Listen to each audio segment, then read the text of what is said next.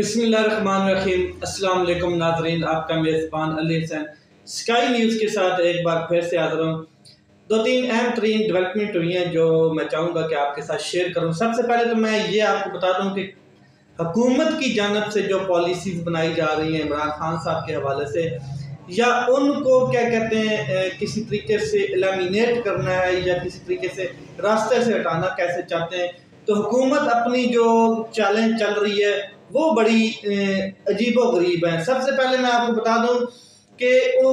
एक चीज़ बताई जा रही है कि जी इमरान खान साहब हैं, राना सनाउल्लाह साहब हैं, ख्वाजा आसिफ साहब हैं, इनको कोई टीटीपी या मतलब कि कोई भी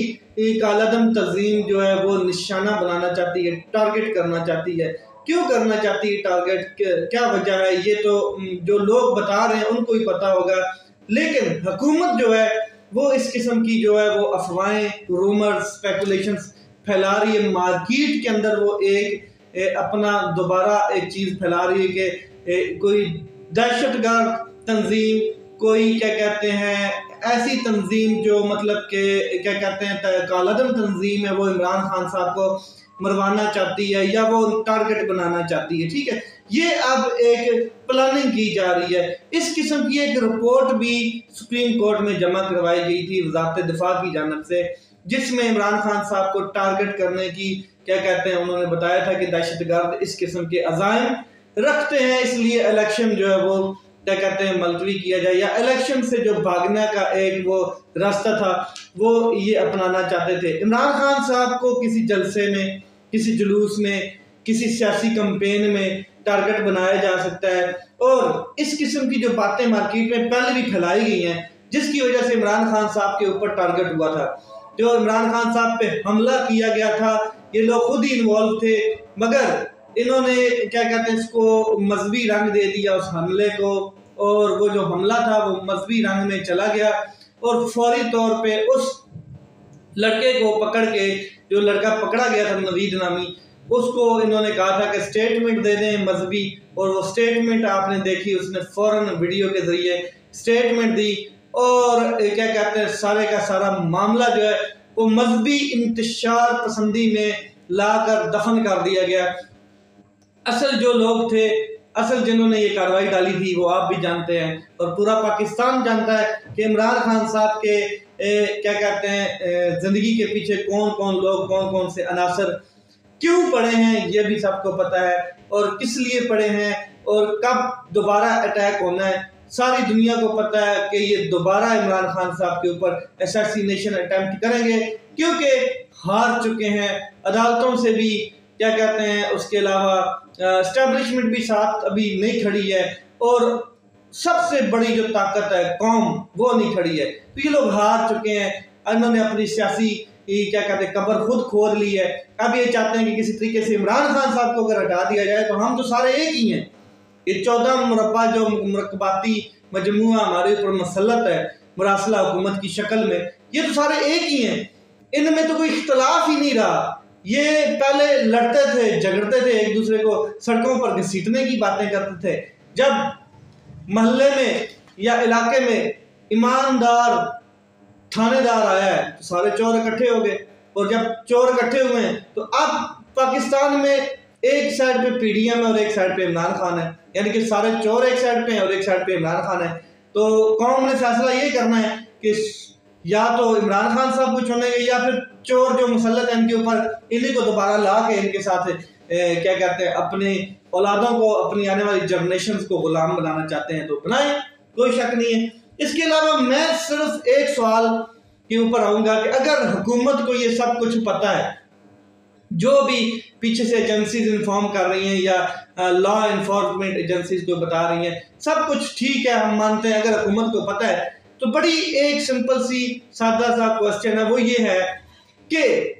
इमरान खान साहब साबिक वजीर आजम पाकिस्तान है, उनकी जो सिक्योरिटी होनी चाहिए थी ex prime minister, as a ex prime minister, वो कहाँ है? मुझे ये बताया जाए कि मरियम नवाज साहिबा जो हैं वो कहाँ की प्राइम मिनिस्टर रही हैं, वो कहाँ की एमएनए रही हैं, वो कहाँ की कोई ओहदेदार रही हैं, वो किस सीट पे इलेक्शन जीती हैं कि उनको इतनी शावर किया गया उनके ऊपर सिक्योरिटी का, इतनी मतलब सिक्योरिटी दी गई है उनको। वो किस ओहदे से रिटायर्ड हुई हैं या कौन सा इस टाइम उनके पास सरकारी ऑफिशियल ओहदा है जिसकी बिना पर उसको इतनी सिक्योरिटी दी गई है। तो ये सारे के सारे ड्रामे जो हैं ये हुकूमत अपना रही है इलेक्शन से भागने के, इसके अलावा और कोई हकीकत नजर नहीं आती है कि इसके पीछे कोई हकीकत है। दूसरा अहम तरीन वाक़या हुआ है क्या कहते हैं स्वात में,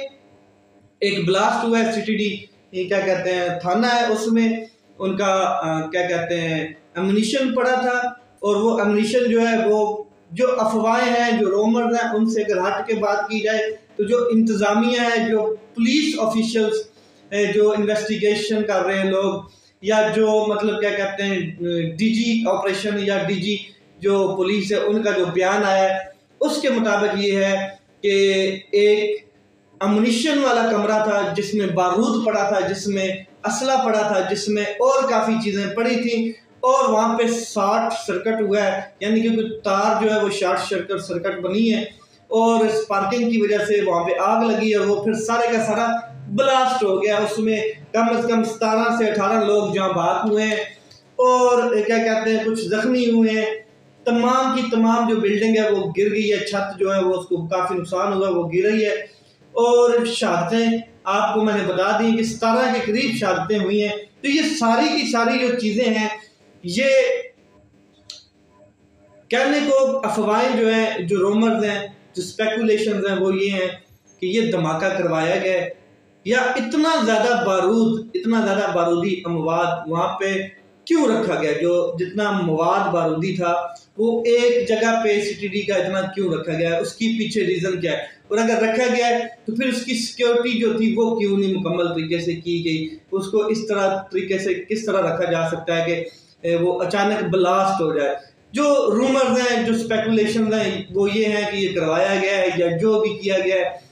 या मतलब कि इलेक्शन से भागने की कोई तैयारी है या दहशतगर्दी इम्पोज की जा रही है कि जी बहुत ज़्यादा KPK में दहशतगर्दी है इसलिए कि इलेक्शन से राय फरार। ये सारी की सारी रोमर्स भी हैं, अफवाहें भी हैं, आप इनको ये कह सकते हैं स्पेकुलेशंस भी हैं। ज़राए कह रहे हैं कि अभी तहकीकाती अमल जारी है, जैसे तहकीकात मुकम्मल होंगी तो ये पता चलेगा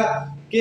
असल इसके पीछे क्या रीज़न थी और ये क्या इतना बड़ा जो धमाका हुआ है स्वात में ये क्यों हुआ है, इसके पीछे कौन अनासर थे। इसके अलावा मैं आपको बता दूं कि शेख रशीद साहब ने बड़ा ज़बरदस्त इकदाम किया है। उन्होंने सदर मुमलिकत आरिफ अलवी साहब को ख़त लिख दिया और ख़त का मतन ये है कि जनाब प्रेसिडेंट ऑफ पाकिस्तान, आप वज़ीर आज़म साहब को एतमाद का वोट लेने के लिए कहें। रीज़न क्या बयान की गई है कि वज़ीर आज़म साहब एतमाद का वोट लें क्योंकि अवान का एतमाद वो खो चुके हैं,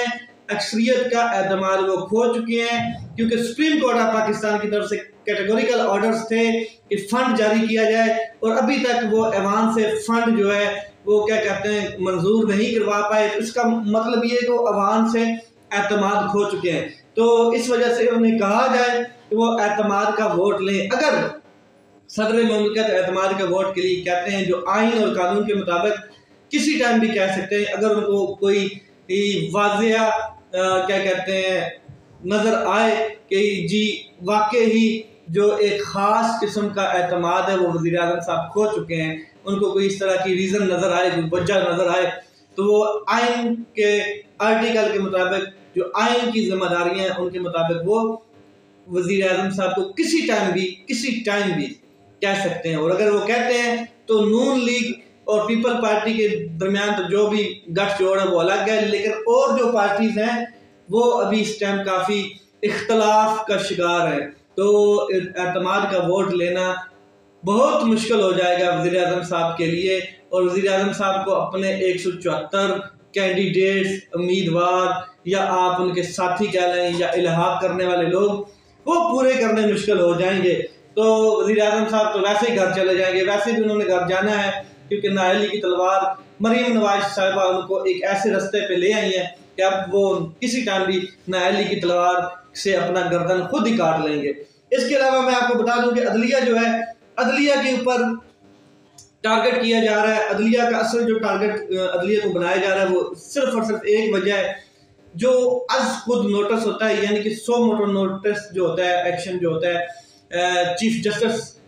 उमर अता बंदयाल का कह लें या चीफ जस्टिस ऑफ पाकिस्तान जो है सुप्रीम कोर्ट के, उनका उसके ऊपर क्या कहते हैं वार पहले भी किया गया, एक बिल भी पास करवाने की कोशिश की गई जिसको सुप्रीम कोर्ट ऑफ पाकिस्तान ने स्टे कर लिया, रोक लिया है। एक चीज, दूसरा बेंच बनाने का जो इख्तियार है या जो ये सो मोटो का है, ये इसके ऊपर वार किया जा रहा है। तो आपने देखा है कि 4 जजेस ने पहले भी इख्तलाफी नोट भी जारी किया, हालांकि 2 जजेस उसमें से ऐसे हैं जिन्होंने केस सुनना ही नहीं है, जिससे ये तासुर जाता है कि उनका पूरे का पूरा जो बाइस है वो एक साइड पे है, यानी कि पूरे का पूरा जो उनकी लचक है वो एक साइड पे नजर आती है। हालांकि उन्होंने 2 जजेस ने केस सुना ही नहीं है, ये जो इलेक्शन इल्तवाक है, फिर भी उन्होंने अपना इख्तलाफी नोट जारी किया है, इसकी कोई वजह समझ नहीं आती है। फिर इससे आपको पता है कि अदलिया के ऊपर जो टारगेट है वो सोशल मीडिया के ऊपर ऑडियोज लीक करने का जो मामला है वो बड़ा अहम और शिद्दत इख्तियार पकड़ता जा रहा है, क्योंकि अदलिया ने इसके ऊपर कभी एक्शन नहीं लिया, कभी कोई कमेटी नहीं बनाई, कभी कोई JIT नहीं बनाई और कभी इंसाफ देने की कोशिश नहीं की। तो ना इंसाफी जो है वो आप अदलिया के दहलीज पे पहुंच गई है। अगर प्राइम मिनिस्टर हाउस से जैसे लीक्स हुई, जैसे प्रेसिडेंट